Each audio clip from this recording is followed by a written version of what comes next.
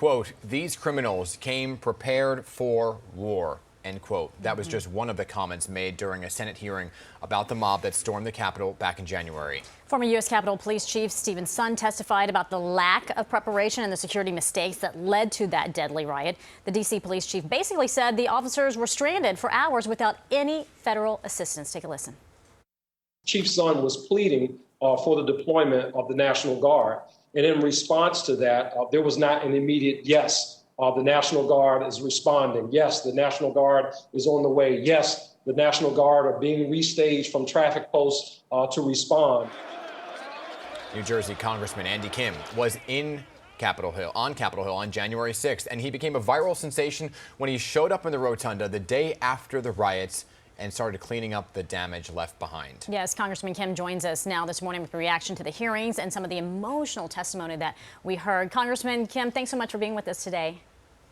Thank you for having me today. Absolutely. So, we're hearing from more Capitol Police officers who responded to the riots, including Officer Mendoza, who testified yesterday that she is still recovering from chemical burns to her face. Are more officers going to come forward to share these stories? And more importantly, on your end, what does it tell you about the mistakes and what was done behind the scenes that really left them out there with no one to protect them?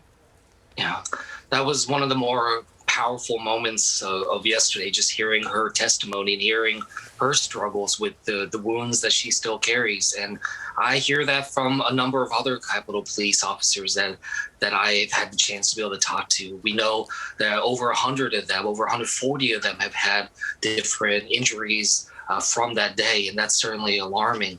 When I hear about what happened, when I listen to the testimony there, it just strikes home just how big of an operation this was, how much coordination that there was. And it reminds me that on the night of, I found when I was cleaning the Capitol, tactical body armor that I remember talking to the police about. It was recently purchased tactical body armor, not something that one can just go into a store and get. So it shows that they came prepared, and they came prepared we knew for that, something Congressman. We knew that ahead of time, right? There were all the calls to go to the Capitol, to come. So if that was something that we had advance notice of, why wasn't personnel on the ground ready to defend some of these officers? Why were they out there alone? And that's something we still don't have the information on in the way that we need to. I remember I kept my staff home from that day from work because we knew that something was going to happen. And why we were ill-prepared, we knew that maybe there would be altercations outside, but how in the world were they able to get inside the building? And that's something that I still don't feel like I have the answers to. So how would you get that answer then, right? What are you looking for to hear from these hearings? Is it the FBI? What would you like to hear that would provide the answer? Because, like Betty said, a lot of the testimony we heard yesterday were things we already knew.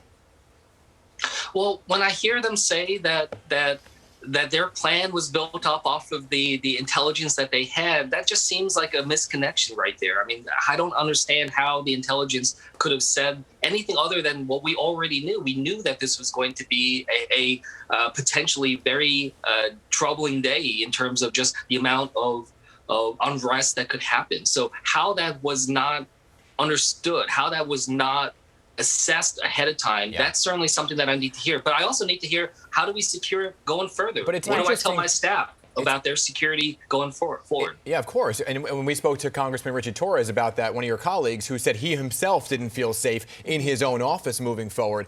But we heard from the officials yesterday, right? But I'm still looking for what is the purpose of this hearing. At the end of it, we get everything on a piece of paper, and what happens?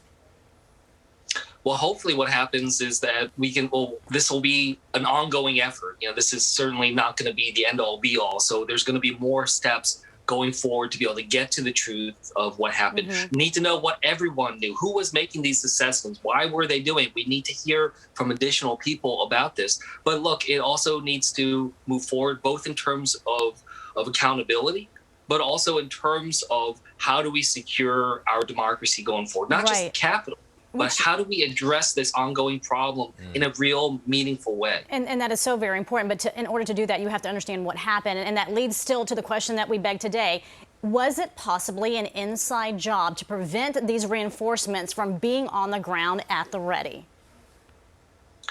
Look, I think that that's one element that's being looked at right now. I certainly don't want to jump to any conclusions. And I think we need to be very careful about those types of accusations, make sure that we have the information to be able to back it. But look, I think every aspect of this needs to be looked at. But right now, what I'm thinking about is not just what happened on that day, but it shows that we were not giving due attention to these extremist groups. I was briefed ahead of the inauguration about very specific and scary, credible threats against the United States Capitol. A lot of Americans don't know of these different extremist groups. This is not some just vague extremism out there. This is not just some offshoot of QAnon. This is very strong, organized, tactical operations, and these groups are very dangerous. Congressman, I want to pivot right now to another story, more locally here, impacting Asian Americans across the country, and that is the spike in hate crimes, right? We're seeing them not only across the country, specifically in our area, a number of them in recent weeks. What do you make of these attacks? Well, these attacks are heartbreaking. I mean, even the footage you're showing right now, it's hard to watch. And I remember when I see, especially the attacks against our elders, when I see these attacks against our elders, I see my mom, my dad, I see my grandparents. This is something that is very personal. So attacking some of the most vulnerable members of the Asian American community. We know that this has certainly something to do with the coronavirus discrimination that we've been experiencing over the last year, but it goes beyond that as well. It shows just a deep-seated concern about just the xenophobia in our country, the hatred and division, especially if they can target some of our elders. Who is it that does that? I mean, I still can't wrap my head around it. Yeah, absolutely. It's heartbreaking to watch, as you say. And you even mentioned to us prior to this interview that even your own mother is a little fearful. She lives in Jersey, and watching this play out all across the country, I think it's valid. So, Congressman Kim, thank you so much for joining us today and the information you provided. Thank you.